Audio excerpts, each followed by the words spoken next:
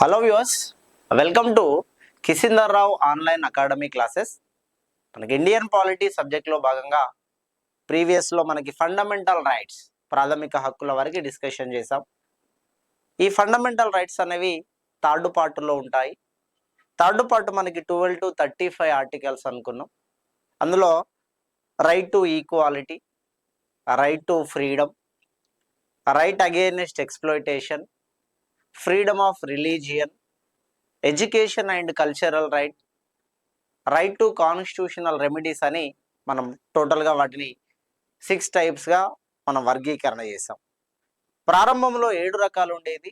అందులో నుండి right to property, ఆస్తి హక్కు అనే దాన్ని మనం రిమూవల్ చేసాం. ప్రీవియస్లో ఇదంతా కూడా మనకు ప్రాథమిక హక్కుల గురించి చెప్పినప్పుడు, దాని తర్వాతకి కంటిన్యూషన్ టాపిక్ మనకి ఆదేశిక సూత్రాలు అంటున్నామండి. ఈ ఆదేశిక సూత్రాలు, వీటిని మనం directive principles of state policy అనే పేరుతో పిలుస్తాం. మరి ఆదేశిక సూత్రాలు లేదా డైరెక్టివ్ ప్రిన్సిపల్స్ ఆఫ్ స్టేట్ పాలసీని మనం ఇక్కడ నిర్దేశిక నియమాలు అని పిలవచ్చండి. నిర్దేశిక నియమాలు లేదా రాజ్య విధాన సూత్రాలు, రాజ్య విధాన సూత్రాలు ఇలా కూడా పిలవడానికి ఛాన్స్ ఉంటుంది. ఆదేశిక సూత్రాలు అనేవి మనకి ఇండియన్ కాన్స్టిట్యూషన్లో 4th పార్ట్ 4వ భాగంలో ఉంటాయి. ఆర్టికల్స్ 36 to 51 వరకు ఉన్నటువంటి ఆర్టికల్స్ అన్నీ కూడా మనకు ఆదేశిక సూత్రాల గురించి చెప్తాయి. ఈ రోజు వరకు, అంటే ఈ టాపిక్ వరకు మనం 3 పార్ట్స్ డిస్కషన్ చేసుకున్నామండి. First one is Indian union and it's territories, భారతదేశ భూభాగ పరిధి గురించి మాట్లాడుకున్నాం. సెకండ్ పార్ట్ అనేది సిటిజన్షిప్, పౌరసత్వం గురించి చెప్పుకున్నాం. థర్డ్ పార్ట్ అనేది ఫండమెంటల్ రైట్స్, ప్రాథమిక హక్కులు చెప్పుకున్నాం. ఇప్పుడు 4th పార్ట్లో ఉన్నాం. ఈ 4th పార్ట్ నుండి మనకు ప్రీవియస్లో గ్రూప్స్కి సంబంధించిన దానిలో రిపీటెడ్గా ఒక 2 నుంచి 3 క్వశ్చన్స్ వస్తున్నాయండి. ఎస్ఐకి కూడా ఒక 2 క్వశ్చన్ల వరకు అడుగుతున్నారు. కానిస్టేబుల్ కానీ లేదా సెంట్రల్ సర్వీస్కి సంబంధించింది కానీ 1 or 2 క్వశ్చన్స్ రావడానికి ఛాన్స్ ఉంటుంది. చాలా సింపుల్గా మనం అర్థం చేసుకోవడానికి ప్రయత్నం చేద్దాం. మరి మనకు ఆదేశిక సూత్రాలు ఏవైతే ఉన్నాయో వీటిని మనం ఐర్లాండ్ నుండి తీసుకున్నాం. రిసీవ్డ్ ఫ్రమ్ ఐర్లాండ్ అంటాం. ఐర్లాండ్ వాళ్ళు వచ్చేసి స్పెయిన్ కంట్రీ నుండి తీసుకున్నారు. స్పెయిన్ దేశం నుండి తీసుకున్నారు. స్పెయిన్ వాళ్ళు వచ్చేసి రోమ్ కంట్రీ నుండి తీసుకున్నారు. రోమ్.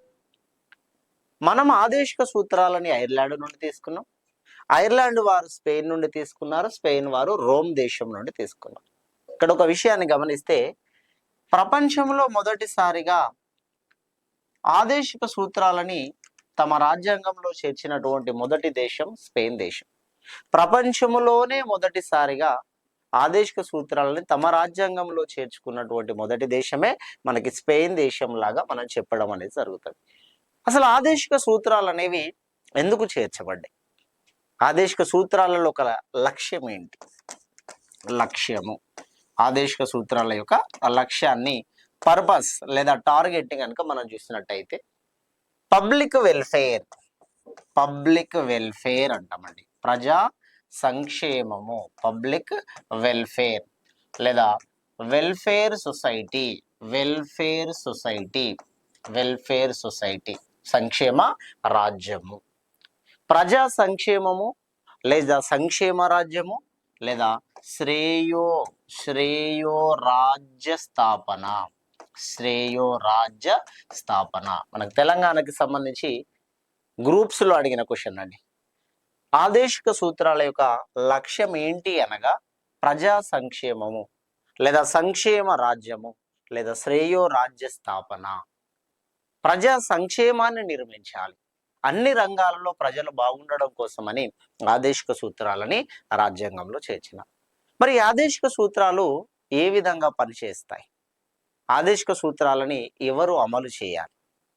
ఆదేశిక సూత్రాలను ఉద్దేశిస్తూ మనకి రాజ్యాంగంలో ఒపీనియన్స్, కొన్ని అభిప్రాయాలని కనుక మనం చూసినట్టయితే, ఒపీనియన్స్ ఆదేశిక సూత్రాల పైన కొంతమంది ప్రముఖులు చెప్పినటువంటి అభిప్రాయాలు, ప్రముఖులు చెప్పిన అభిప్రాయాలని గనక మనం చూసినట్టయితే ఆదేశిక సూత్రాలను ఉద్దేశిస్తూ ప్రాథమిక హక్కుల కంటే ఆదేశిక సూత్రాలు, ప్రాథమిక హక్కుల కంటే ఆదేశిక సూత్రాలు చాలా గొప్పవి అని చెప్పినటువంటి వ్యక్తి ఇందిరాగాంధీ. వెరీ ఇంపార్టెంట్ అండి, ఇందిరాగాంధీ. ఆదేశిక సూత్రాలు ప్రాథమిక హక్కుల కంటే గొప్పవి అని చెప్పింది ఇందిరాగాంధీ. ఎందుకనగా పౌరుల యొక్క హక్కులను గురించి ప్రాథమిక హక్కులు చెప్తాయి. ఒక పౌరుడు ఎలా నడుచుకోవాలి, అదే ఆదేశిక సూత్రాలు ఒక ప్రభుత్వాన్ని ఎలా నడిపించాలి అనేది ప్రభుత్వానికి సూచనలు తెలియజేస్తాయి.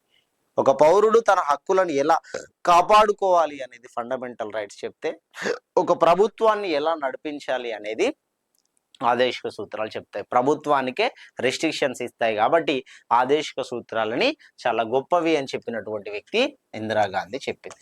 అదేవిధంగా మనకి ఆదేశిక సూత్రాలు, మనం వీటిని సింపుల్గా directive principles of state policy, DPSP అందాం.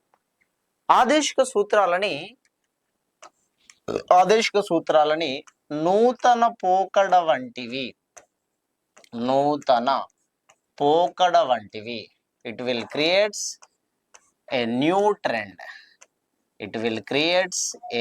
ట్రెండ్. ఆదేశిక సూత్రాలు ఈ సమాజానికి ఒక నూతన పోకడ వంటివి అని చెప్పేసి అంబేద్కర్ చెప్పినాడు. అంబేద్కర్ ఒక నూతన పోకడ, ఇది మా ట్రెండ్ అని అంటాం కదండి. ఇక నుంచి ఆదేశిక సూత్రాలు అనేవి ఒక నూతన పోకడ, ఒక కొత్త మార్గం లాంటివి అని చెప్పినటువంటి వ్యక్తి అంబేద్కర్. అదేవిధంగా అంబేద్కర్ ఏం చెప్పినాడు, it is called instruments of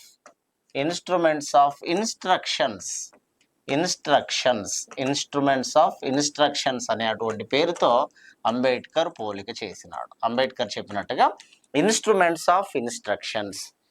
మరి ఇన్స్ట్రుమెంట్స్ ఆఫ్ ఇన్స్ట్రక్షన్స్ అని ఆదేశిక సూత్రాలని బ్రిటన్ దేశంలో ఇన్స్ట్రుమెంట్స్ ఆఫ్ ఇన్స్ట్రక్షన్స్ అనేటువంటి పేరుతో పిలుస్తాం. వెరీ ఇంపార్టెంట్ అండి. ఆదేశిక సూత్రాలని బ్రిటన్ దేశంలో ఇన్స్ట్రుమెంట్స్ ఆఫ్ ఇన్స్ట్రక్షన్స్ ఆ పేరుతో పోలిక చేసినటువంటి వ్యక్తి అంబేద్కర్ పోలిక చేయడం జరిగింది.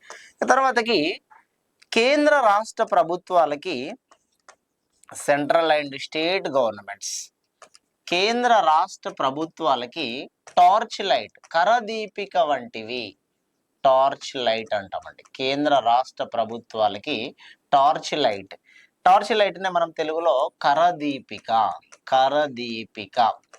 కేంద్ర రాష్ట్ర ప్రభుత్వాలకి కరదీపిక వంటివి అనేటువంటి ఆ అంశాన్ని మనకు పోలిక చేసినటువంటి వ్యక్తి ఎంసి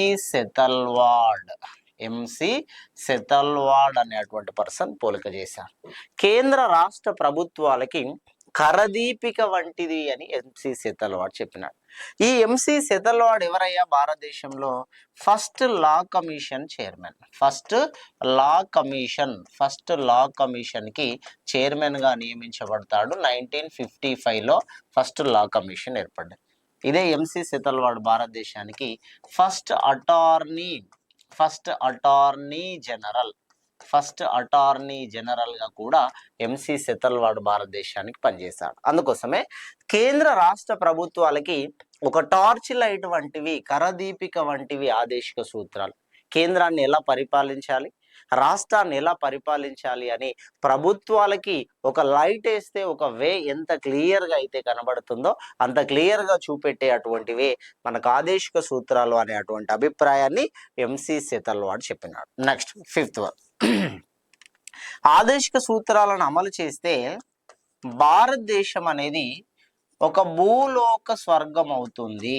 భారతదేశం అనేది ఒక భూలోక స్వర్గం అవుతుంది అని చెప్పినటువంటి వ్యక్తి ఎంసి చాగ్లా అనేటువంటి పర్సన్ చెప్పినాడు. ఈ ఎంసి చాగ్లా సుప్రీంకోర్టుకి జడ్జిగా పనిచేసినటువంటి వ్యక్తి ఎంసి చాగ్లా. ఆదేశిక సూత్రాలని భారతదేశంలో అమలు చేయగలిగితే India it will be A heaven, స్వర్గముతో సమానంగా ఉంటుంది. అందుకే భారతదేశంలో ఒక భూలోక స్వర్గాన్ని చూడొచ్చు. ఒక స్వర్గం అనేది ఎక్కడ ఉంటుందో అనేది మనం ఎలా చూడొచ్చు అంటే ఆ దేశంలో అమలవుతున్నటువంటి హక్కులను బట్టి ఇంత గొప్పది అనుకోవడానికి ఉంటుంది. అందుకోసమే ఎంసి చాగ్లా అని సుప్రీంకోర్టు జడ్జి చెప్పినట్టుగా భారతదేశం ఒక భూలోక స్వర్గం అవుతుంది. ఎప్పుడు భూలోక స్వర్గం అవుతుందండి అని అంటే ఆదేశిక సూత్రాలని సరిగ్గా అమలు చేయగలిగినప్పుడు. ఆదేశిక సూత్రాలు సరిగ్గా అమలు చేస్తే స్వర్గం ఎక్కడో కాదు ఈ భూమి మీదనే ఉంటది అనేటువంటి విషయాన్ని మనకి ఎంసి చాగ్లా తెలియజేయడం అనేది జరిగింది. ఇక తర్వాతకి ఆదేశిక సూత్రాలను ఉద్దేశించి నజీరుద్దీన్ షా ఇది ఫస్ట్ జనవరి రోజు తీసుకునే డెసిజన్స్ వంటివి అని నజీరుద్దీన్ షా